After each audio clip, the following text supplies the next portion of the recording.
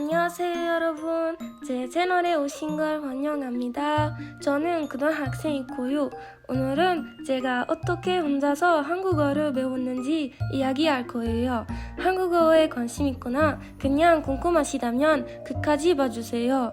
재미있고 유용한 팁들과 제 경험을 함께 공유할 거니까요. 그리고 이 과정에서 어떤 어려움들이 있었고 어떻게 극복했는지 함께 이야기할 거예요. 기대해주세요.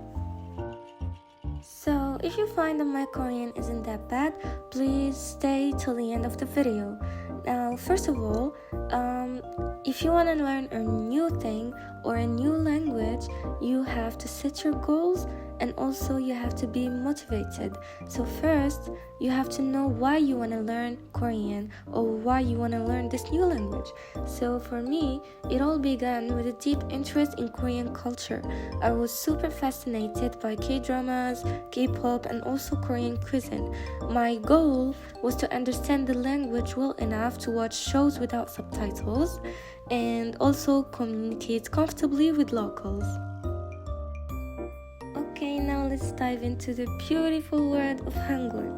So, when you want to learn Korean, or when you're learning Korean, you're gonna find yourself in need to learn Hangul. So, effectively, the Korean alphabet might seem intimidating at first, but with the right approach, you'll be surprised at how quickly you can pick it up. Now, I'm gonna give some practical strategies and resources that will make your learning journey smooth and enjoyable. So first, I used my textbooks to write the Hangul and everything until I found the application Writing Korean. So I found the app incredibly helpful and because it had some exercises and also quizzes that made learning fun and engaging. And by practicing consistently with writing Korean, I actually gained confidence in reading and writing Hangul.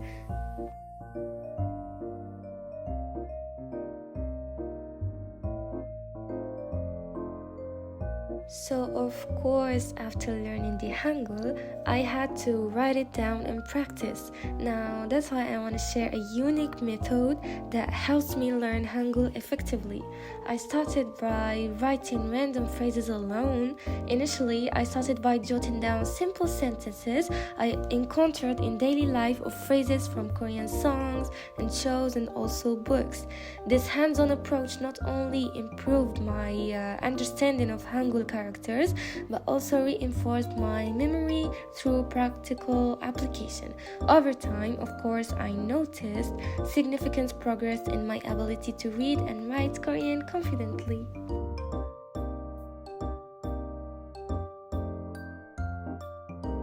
And if you want to learn Korean, please don't waste your time trying to find which textbook you should use. Just use whatever textbook you find. And if I was to recommend some textbooks or some websites to learn Korean, I would recommend How to Study Korean. It's a website that's comprehensive and invaluable resource for anyone learning the Korean language.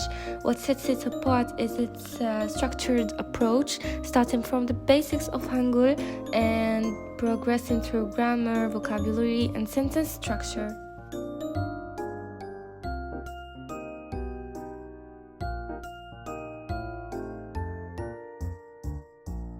And for sure, I use TTMIK.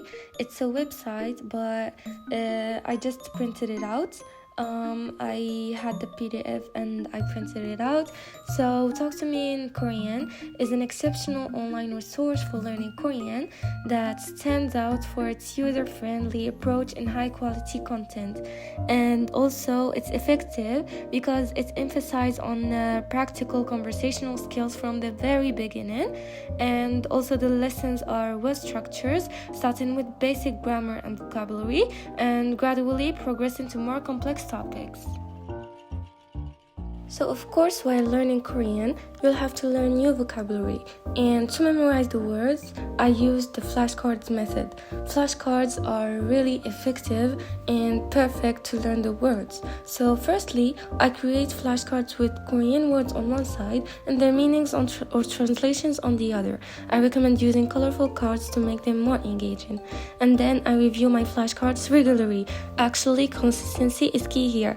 I go through them daily, focusing on both recalling the word from its definition and vice versa. And then I integrate flashcards into my daily routine, like before bed or during breaks. And of course, it's motivating to see how many words I've learned and how my recall improves over time.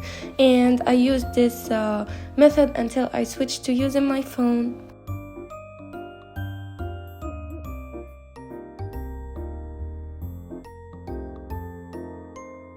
And for me, I use too many apps, and I would highly recommend Duolingo, Memrise, Mirinae, and Drops. So they use pictures for learning words easily every day and teach about culture and language. And also they have games to make learning fun, especially for beginners. And they help remember words well with practice and memory tricks. And of course, each app helps in its own way for learning Korean. And let's not forget about Quizlet. It helps you remember words better over time with spaced repetition, and it's fun with games and challenges, but of course it's best for learning basic Korean rather than advanced language skills. And of course, making mistakes has been a natural part of my journey in learning Korean.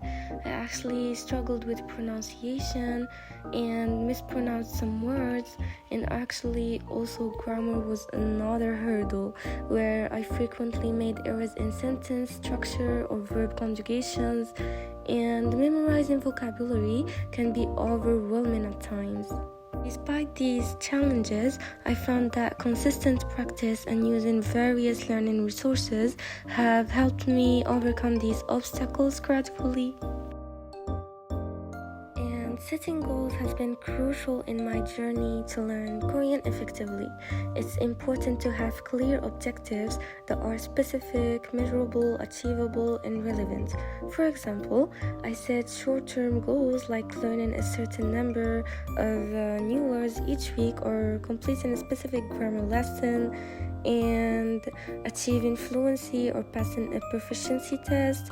And these things provide direction and motivation throughout the learning process. And thank you. 여러분, 이렇게 해서 제가 한국어를 도달간 이야기를 마무리하게 돼서요. 처음엔 많이 어려웠지만 꾸준히 하니까 가능하더라고요. 여러분도 포기하지 말고 끝까지 도전해보세요. 감사합니다. 화이팅! 사랑해요.